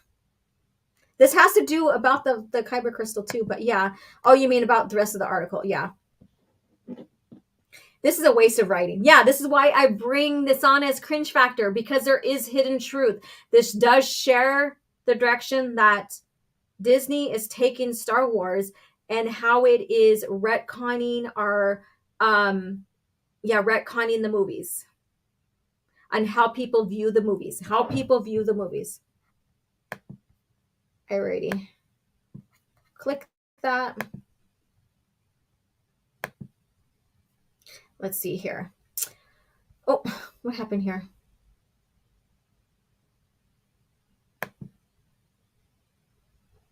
Is Disney trying to rewrite the lightsabers to act more like the wands in Harry Potter? Yeah, we're all coming to that conclusion. Yeah, so you guys are telling me what you think. Anything else, let me know. I think I have a super chat that just came in. The Jedi Knights shall rise again. The Luke Skywalker. And I totally agree with you on that. Let's see here. I shall stick to the lore of the lightsabers and the Kyber crystals of the EU in my fanfic. Good. So does this contradict the Kyber crystal in Disney canon? I'm going to research more and more about that, but it looks like they might be pretty consistent with that, but don't hold me to it, because that's rare for Disney Star Wars to be consistent even with their own lore. So don't quote me on that. Thrawn will get outsmarted by females repeatedly. He already was. Sheesh, as someone who is planning on being a writer, I certainly have my own work cut out for me. Let's see here. And they're not fucking wands.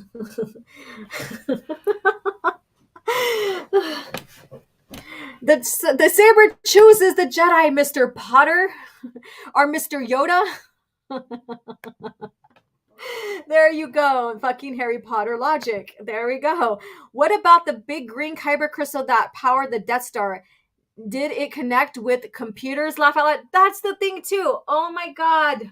Holy shit. There's so many questions. Like, okay, so does a Force user have to be kidnapped and bond with, and like a dark side Force user have to stay on the Death Star at all times and bond with that crystal for it to efficiently work? Like press controls or whatever. I mean, that logic in itself. All locations that the Jedi got the crystals were destroyed are sealed off from the Jedi, hence why Luke and his students were synthetic crystals. And yeah, so they're mainly synthetic crystals, and then as they got along and found more ways to use, like I think Seagulls, and I need to do this as a fun fact now that we're talking about crystals and jewels being used for the lightsabers. But Jedi Master Sigol, her crystal ended up being a pearl from her planet. So that is pretty interesting in itself. Boba Fett had lightsabers. Yes, he did. And thank you so much for MB Geek for the $10 super chat. I thought it was just a joke. Luke lost because Vader was not trying to kill Luke, but turn him. That was part of the nuance behind that he wanted him to join him. And Vader was using one hand at first. Luke was out of his league. The Kyber has nothing to do with this. Correct. You are correct. Okay, call for Jabba's torture droid. OG's computer is being a jerk and needs an attitude adjustment. Yes, it is. I'm so sorry if I sound like a robot. But thank you guys so much for tuning in. We're going to close it here. We're coming up on the hour here. So let me go ahead and take this off the screen and put me back on. And hello, you guys. It is OG. It is your hostess here. And thank you guys for tuning in and going through me with the Togruta lore and coming into Cringe Factor, talking and discussing about how less Rian Johnson knows Star Wars in general, and how, again, what I shared was continued evidence that there was no planning for the Disney trilogy. And then coming into this Cringe Factor article, basically sharing more truth that Disney is changing the fans' perception on George's movies, basically remaking them through the EU. Lancer says, OG Star Wars, I don't know if this is being taken from Harry Potter. Didn't both the second and third Clone Wars show users having connection with their crystals? They choose their crystals, they meditate, and they build. But it doesn't determine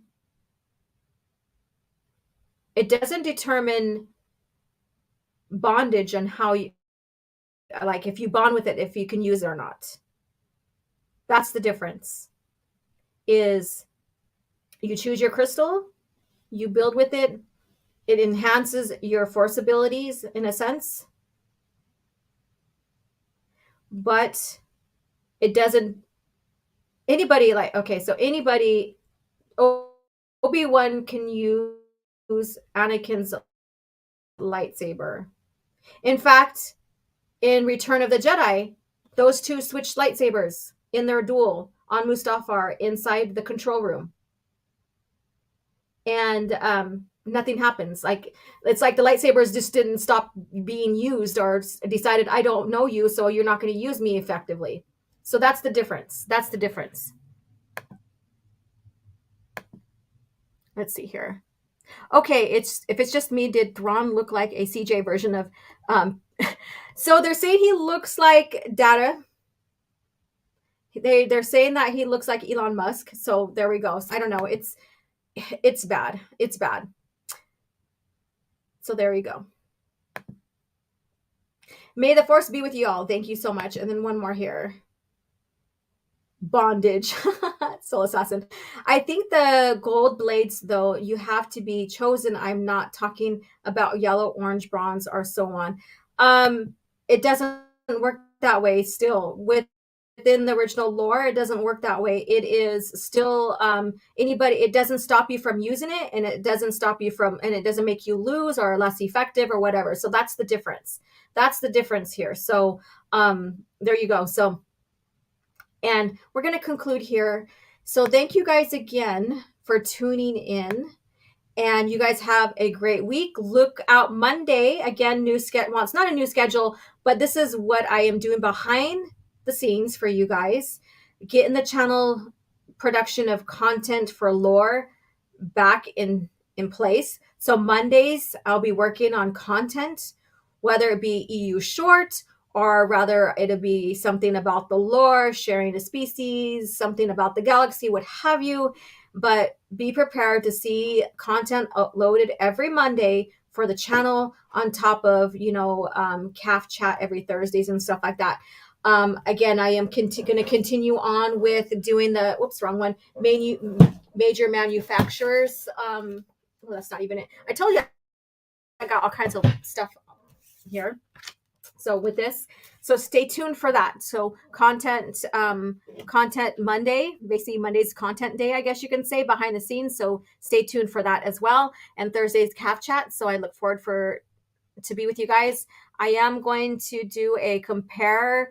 We are going to compare Luke Skywalker's, feels like my eye stuck. Luke Skywalker's New Jedi Order versus Luke Skywalker's Order in the Disney trilogy for next CAF chat. So stay tuned for that. I'm excited about that.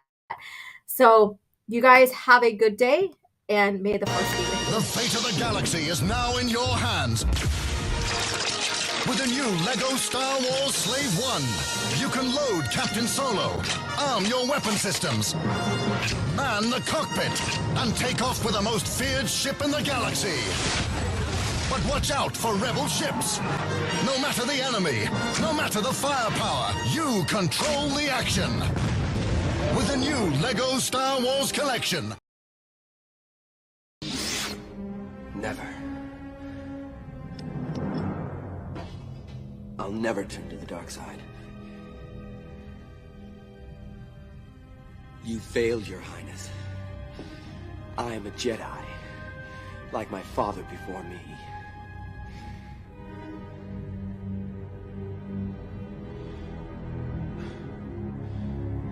So be it, Jedi.